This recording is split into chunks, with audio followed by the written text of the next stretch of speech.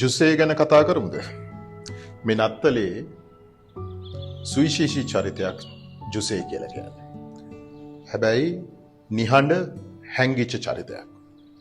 මේ ජුසේගේ චරිතයත් එක්ක අද ඔබ මම සමරන මේ නත්තල 2025 මහා ඛේදවාචකයට මුළු ලංකාවම හසු වෙච්ච මොහොතක මට හිතුණා ජුසේගේ චරිතය ඔබත් එක්ක බෙදා ගන්න.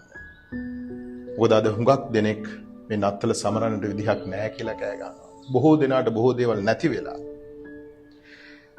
මීට හරියටම අවුරුදු 2025කට පෙර එක දවසක ජුසේගේ ලෝකයට කඩාගෙන පාත් වෙන්නේ දිත්වා සුලිකුණාටෝ නෙවෙයි. මාංශගත වීමේ අභිරහස. මේ මාංශගත වීමේ අභිරහසත් එක්ක ජුසේට ගොඩාක් දේවල් නැති වෙනවා.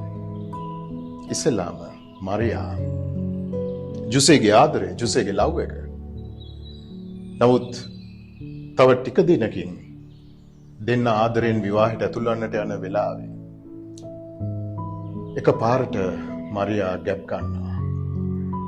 මරියා ගැප් ගත්තම ජුසේට දැනෙන හැඟීම ගැන ඔබට අමුතුවෙන් කියන්නට ඕනේ නැහැ. නමුත් ජුසේ නිහඬව ඉන්නවා, දරා ගන්නවා. ඊට පස්සේ ජුසේ සැලැස්මක් ගන්නවා, ප්ලෑන් එකක්. අපිට ප්‍රශ්න ආපම ජීවිතේ අපි ප්ලෑන්ස් ගහනවා. අපි සැලැස්මකින් ඒකෙන් ගොඩ එන්න උත්සාහ කරනවා. ජුසේත් ඒ වගේමයි. උත්සාහ කළා ප්ලෑන් එකකින් මේ ප්‍රශ්නේ निराකරණය කරන්න. නමුත් ඔහුගේ ප්ලෑන් එක, ඔහුගේ සැලැස්ම තුට්ටුවකටවත් මායිමුනේ නැහැ. ඒ වෙනුවට ඔහුට සිද්ධ වුණා දේව සැලැස්මට ඔළුව පාත් කරන්න. ජුසේ ඒකත් පිළිගත්තා. ඒ වගේම හිතන්න අද තමන් අවලමේ ගිහිල්ලා ගැහැණියගේ පිරිසිදුකම ගැන හොයන පිරිමි ඉන්න සමාජයක ජුසේට සිද්ධ වෙනවා එක්තරා විදිහකට ඉඳුල් වෙච්ච ගැහැණියෙක්ව සහයට ගන්න.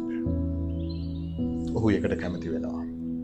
ඊට පස්සේ ඔහු ඇයවත් කසාද බැඳලා යන්නේ කොහෙටද? තමන්ගේ නිච බිමට. බෙත්ලෙහෙමට. තමන් ඉපදිච්ච තැන, තමන් හැදිච්ච වැඩිච්ච තැන, තමන් දන්න පරිසරය. ඒ පරිසරයේදී ඔහු අවතැන් වෙනවා.